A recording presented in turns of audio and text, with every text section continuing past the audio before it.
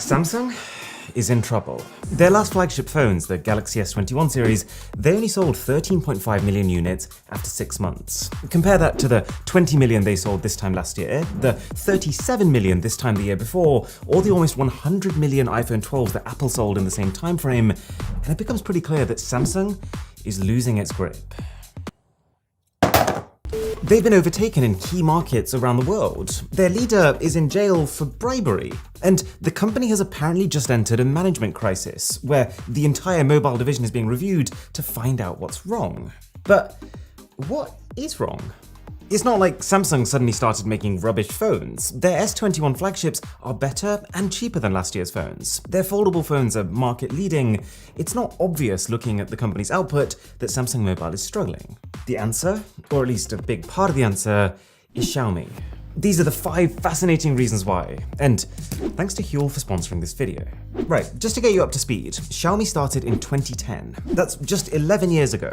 But even then, by 2014, they'd overtaken Samsung in China. By 2018, they'd beaten them in India, and just now in 2021, they've knocked them off the top spot globally. That's ridiculous. That doesn't even make any sense. How?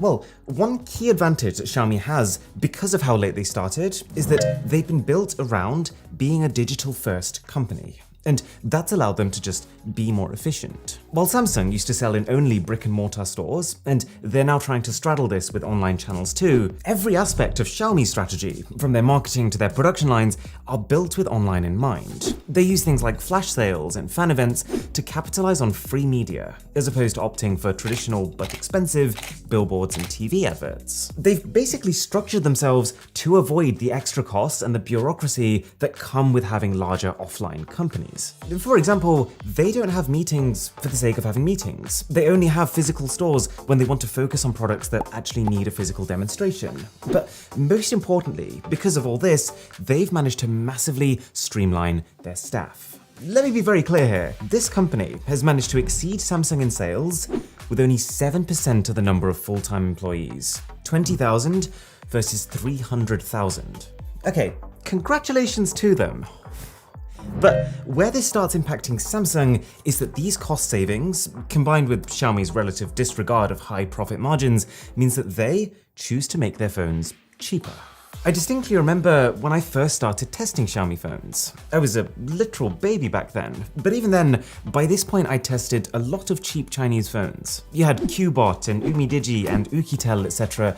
And while I was always impressed by the price to performance ratio of those phones, Xiaomi was different. I hadn't really heard of them at the time, but I just remember being completely in awe of how they were just as affordable as these cheap Chinese phones, but at the same time, they had the premium hardware and software of phones that people in the UK were spending twice as much money on. Just for fun, I would actually go and hand the original Xiaomi Redmi Note to my friends and just ask them to guess how much I paid for it. Admittedly, not the typical definition of fun, but the point is, nobody even thought to guess close to how much it actually was. Now, don't get me wrong, for their low-end phones, Xiaomi does use every trick in the book to get the price to where it is. They use ads in the software, they use bloatware, they use early bird pricing.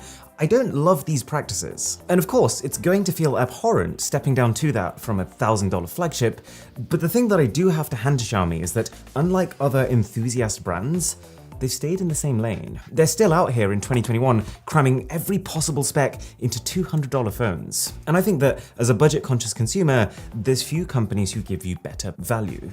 And if there was any doubt about this, all you have to do is look at the resale market. Unless something is particularly limited in stock, the resale market is a very good gauge of how much value a product actually provides when you strip away all the brand power and marketing. And if you've ever tried to sell a Samsung phone, you might well have been left with a bitter taste in the mouth when you realize just how much value you've lost. Just for example, let's take the Samsung Galaxy A52 and the Xiaomi Redmi Note 10 Pro.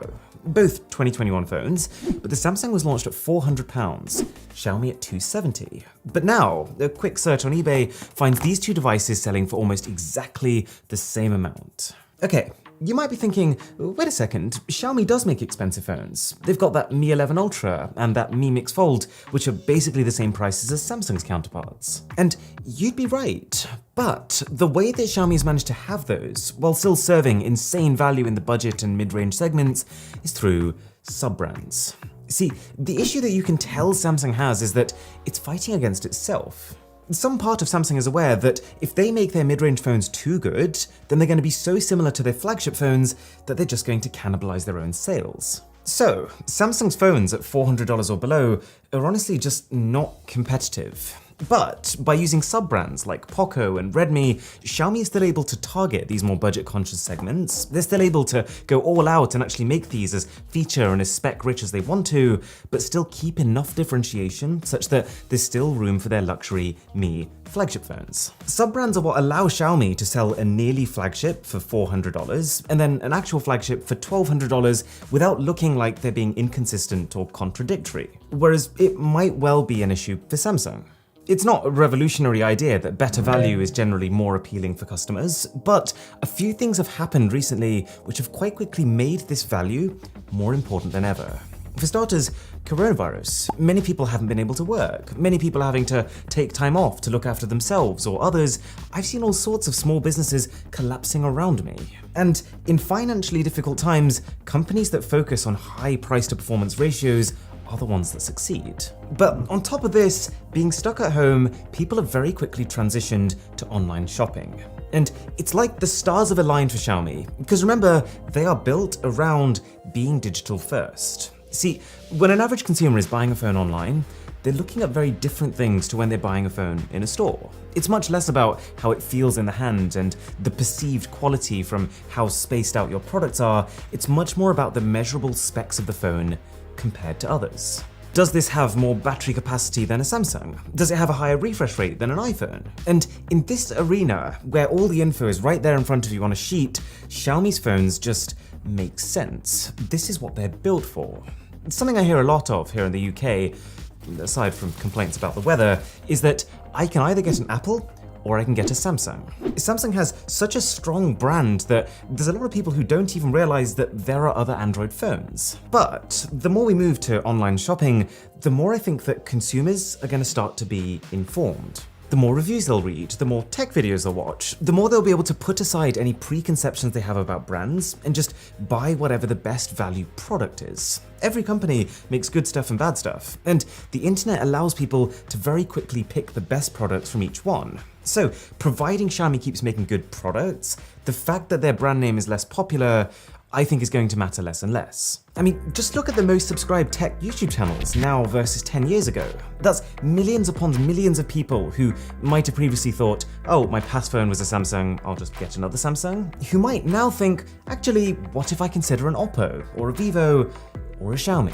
We've had a few one-on-ones about the collapse of Huawei, and how there were two primary contenders who could potentially fill the void that they left behind.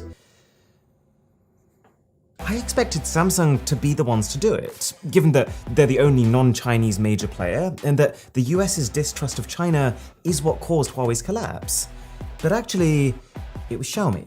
This focus on value at a time where people really needed it, this readiness for the switch to online purchasing, as well as how they've kept their team small and agile, meant that as soon as the opportunity came and Huawei started retreating, Xiaomi was sprinting before Samsung even started walking, scooping up all these extra customers as they went. But you want to know what links all of this together? In a way, Xiaomi's secret weapon? To put it bluntly, Xiaomi has its fingers in a lot of pies. Let's just go with it. And if you are enjoying this video, then a sub to the channel would be meaty. Like, Samsung makes phones, TVs, watches, yes, Xiaomi makes those too, but also everything from shavers to scooters to flower monitors. Literally hundreds of ecosystem products across every possible category, and they've built each of them as a hook. See, Xiaomi makes sure that these are good products in their own right. They actually try to make each one the best value option within that category. And the reason they're often able to do this is because, unlike a lot of the companies that they'll be up against in those segments, Xiaomi doesn't need to make profit from them, because all they serve as is entry points into the Xiaomi ecosystem. They've managed to create this enormous selection of genuinely high quality gadgets, all with a consistent aesthetic that reinforces you're using a Xiaomi product, and it makes you want to get more Xiaomi products, all with a surprisingly affordable price. I'm guilty too. On the rare occasion that I leave the house on a scooter, I use a Xiaomi scooter. If I want to hoover my downstairs floors, I use a Xiaomi vacuum cleaner. And so when looking for future household gadgets, some part of me naturally would prefer it to be Xiaomi branded instead of, I don't know, a Miele or a Philips. It's not like Samsung isn't trying. Their phones work seamlessly with their TVs and their monitors. They're trying to make strategic partnerships with Google and Microsoft to actively keep Xiaomi out. They've even experimented with matching Xiaomi on price by making the ultra-affordable Galaxy F series of phones. But the facts speak for themselves. Samsung's attachment rate is falling. Just 2 years ago, almost 86% of Samsung users said they would also upgrade to a Samsung. Now that number's only 74. I do still think that Samsung has more brand value than Xiaomi. I think we're still at a stage where having the Samsung logo on a product would still add more value to it than having a Xiaomi logo on the same product. But the point is, it's not heading in the right direction for them. In fact, out of all the top 5 vendors in Europe, they are the only one who's shrinking. Now, in Samsung's defense, they're doing fine in other markets, like semiconductors, where competition is less fierce, and they will likely have a surge in phone sales once the data from their newly launched flagship starts rolling in.